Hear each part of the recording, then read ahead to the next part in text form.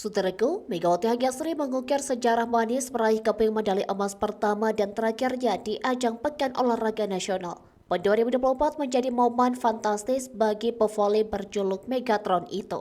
Tim Jawa Timur atau Jatim bersama Megawati Haryasri menyabot keping medali tertinggi setelah mengalahkan Jawa Barat pada partai final voli putri PON 2024 di Korsumo Sports Center Deli Serdang pada Kamis 19 September.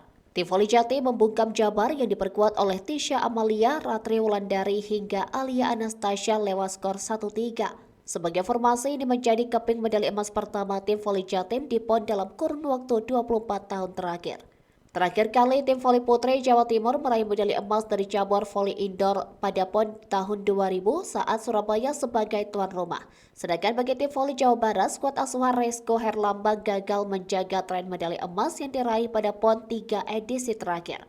Tim voli putri Jawa Barat selalu menjadi juara saat PON 2012, 2016, dan 2021. Namun rentetan itu berhenti pada edisi kali ini. Khusus bagi Megawati Haryasri, keberhasilan meraih medali emas PON 2024 merupakan capaian bersejarah. Sebab di ajang Pekan Olahraga Nasional ini merupakan capaian terbaik setelah di edisi 2021 langkah tim voli Jatim terhenti di fase grup. Dan yang paling fantastis bagi pevoli asal Jember, Jawa Timur tersebut, PON 2024 merupakan ajang terakhir baginya.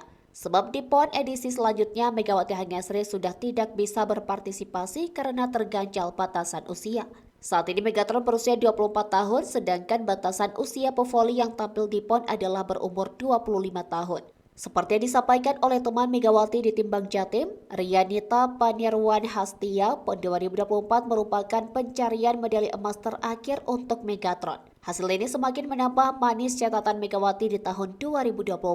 Di tahun ini dia berhasil meraih gelar juara Proliga pertama saat membantu Jakarta Bin mengalahkan Jakarta Electric PLN di laga final. Sedangkan pada gelaran PON 2024, Megawati juga pecah telur menjadi emas pertama dan terakhir.